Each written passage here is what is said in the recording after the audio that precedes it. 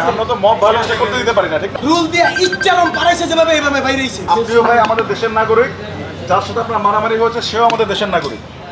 আপনিও যেমন আমাদের কাছে ইম্পর্টেন্ট, সেও ইম্পর্টেন্ট। এমন এক হাসপাতালে ট্রিটমেন্ট দিয়েছে, আপনারা সবাই দেখেন। আমি আবার বলি, আমরা এখন হোস্টেল রেস্কিউ করব, আপনারা সহযোগিতা করবেন। যদি আপনারা অসহযোগিতা করেন, আমরা অ্যাকশন নিতে বাধ্য হব।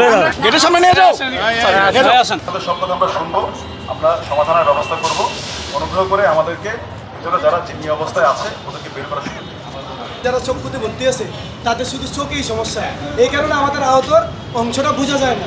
মানে আমাদেরকে স্বাভাবিকভাবে সুস্থ মনে হয়। রাস্তার জায়গা সেনাবাহিনীরা যারা এখানে ছিল তারা এখানে ডিরেক্টলি ফালাইয়া রুল দিয়ে ইচ্ছারম পারাইছে যেভাবে এইভাবে বাইরেইছে। আচ্ছা, ঠিক আছে, আমাদের একজনকে বেরে ধরে নিয়ে গেছে পর্যন্ত। সেটা আমরা আমাদের কাছে ভিডিও আছে, মোবাইলে আছে, সেটা আমরা দেখবো। সেটা দেখবো দেওয়ার আগে আপনার এই পয়েন্টে আসার আগে ভিতরে যদি কেউ জিম্মি অবস্থা থাকে তাদেরকে আমরা বের করি। বিগত দিনে নিটোরের যে কাহিনীটা আপনি কিন্তু জানেন। হ্যাঁ, জানি। আচ্ছা, সেম কাহিনী চক্ষু বিজ্ঞানে হয়েছে, কিন্তু চক্ষু বিজ্ঞানে হয়েছে কিভাবে জানেন?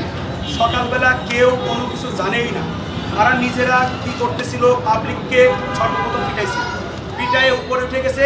সোহেল স্যার সহ বিএনপি করে এরকম কমিটি করেছে, এখানে অনেকজন আছে, তারা বড় বড় রুল আর হচ্ছে স্টিচ নিয়ে ভিতরে ঢুকেছে এবং আমাদের গ্রিল তালা মারা ছিল।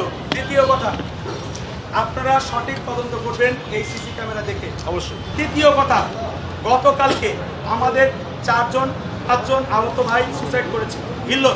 হিল্লো স্যার সুসাইড করার চেষ্টা করেছিল, তার ভিতরে অটোমেটিকলি একটা কালকে রাত্রেবেলা আপনাদের কাছে ইমার্জেন্সিতে দিয়ে আসছি, একজন অটোমেটিকলি ওপরে গেছিলাম সুসাইড করার আবার চেষ্টা করেছে। আচ্ছা, তৃতীয় কথা হচ্ছে আমাদের এই জায়গায় যদি কোনো রকম কোনো ভুল ত্রুটি থাকে সেটার দায়ভার আমরা সবাই মাথা বলছি। যদি ভুল ত্রুটি না থাকে, আপনি যে স্টাফগুলোর কথা বলছেন আপনার অফিসারদের কাছে জিজ্ঞেস করে দেখেন, আমরাই খুঁজে খুঁজে বের করে করে তাদের হাতে দিছি সেফলি চলে যাওয়ার জন্য বা ধরে রাখার জন্য। তাদেরকে ধরে রাখছে কিনা বা ছেড়ে দিয়েছে কিনা আপনার অফিসাররা জানেন। চতুর্থ কথা, আমরা যতক্ষণ আমাদের এই টোটাল সুব্যবস্থার সাথে শুরু করে আমাদের চিকিৎসা নিশ্চিত এবং আমাদের পুনর্বাসন নিশ্চিত, আমাদের যত রকম ভ্যাকান্সি আছে আমাদের দিতে হবে না, আমরা জনগণের উপরে ছাড়বো।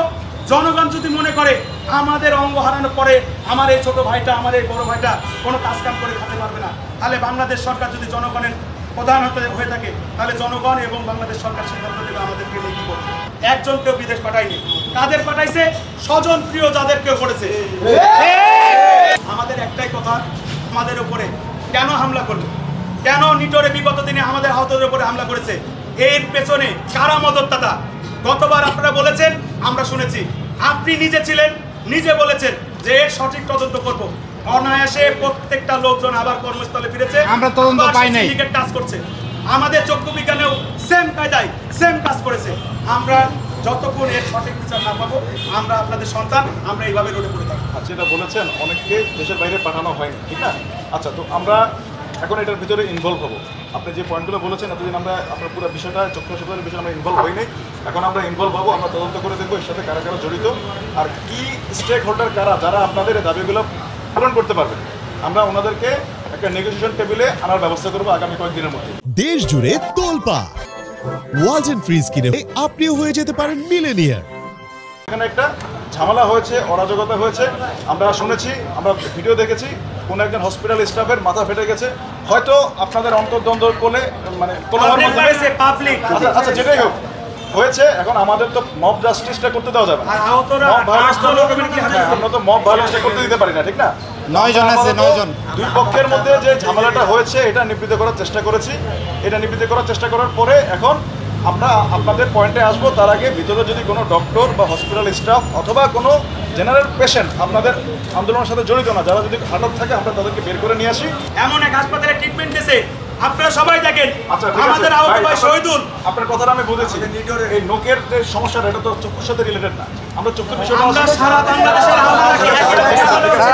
মানার কিছু নাই। আমরা ভিতরে যদি কোনো হোস্টেজ থাকে তাকে আমরা উদ্ধার এখন করবো। আশা করি আপনারা সহায়তা করবেন। এখানে যখন প্রথম থেকে যখন আমাদেরকে মারামারি হচ্ছে, মারতেছে আমাদেরকে, আমাদের পুলিশ বাহিনী কিন্তু এখানে ছিল, তারা একটা শব্দ ইউজ করে নেই, তারা দেখতেছে। আপনারা আসছেন, সেনাবাহিনী ফোর্স আসছে, আসার পর থেকে সেনাবাহিনী থেকে আমাদের আহতদের বলছে যে আমরা আহত, আমাদেরকে থাকে না। এবার এসে আমাদের সবাইকে অ্যাডজাস্ট করা হয়েছে। এবার আমি উত্তরটা দিই আপনাকে। আপনিও ভাই আমাদের দেশের নাগরিক, যার সাথে আপনার মারামারি হয়েছে সেও আমাদের দেশের নাগরিক। আপনিও যেমন আমাদের কাছে ইম্পর্টেন্ট, সেও ইম্পর্টেন্ট। আমরা যখন এখানে এসে মারামারি করতে দেখেছি, সবার কাছে লাঠি ছিল, আপনাদের কাছেও লাঠি ছিল, তাদের কাছে লাঠি ছিল। আমাদেরকে সবাইকে ডিসচার্জ করতে হয়েছে, আমাদের সবাইকে ডিসচার্জ করতে হয়ে গেছে। আপনার কোনো ভুল নাই, আপনি 100% কারেক্ট, আপনি আপনার পয়েন্টে 100% কারেক্ট। এখন আমাদেরকে এখন ভাই আমাদেরকে হস্টেজ রেস্কিউ করতে দিবেন, এখন আমাদেরকে হস্টেজ রেস্কিউ করতে দিবেন প্লিজ।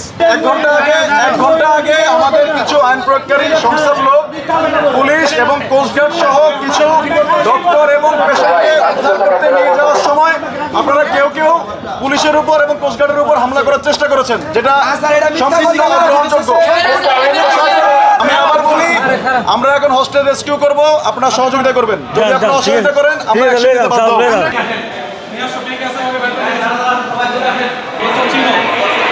মসজিদ যদি খুলে কোনো ডাক্তার বা কেউ থাকলে এখন নিয়ে আসবে লোক যাও যারা আপনারা কেউ জিম্মি অবস্থায় আছে কিনা বাড়িতে পারতেছে এরকম কোনো লোক আছে হাসপাতালে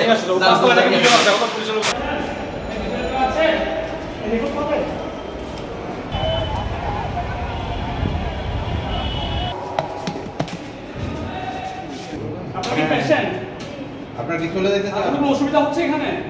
থাকবেন না চলে যাবেন?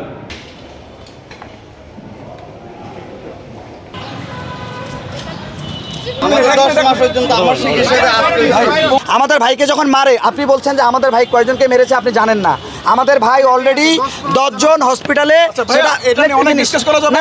দাঁড়ান, কথা বলতে দেন। এই জন্য আমার ভাইয়ের পক্ষে, যেহেতু দেশের পক্ষে আমরা দাঁড়িয়েছিলাম, আমার ভাইদের পক্ষে আমি এখনো দাঁড়াবো। গেটের সামনে নিয়ে যাও।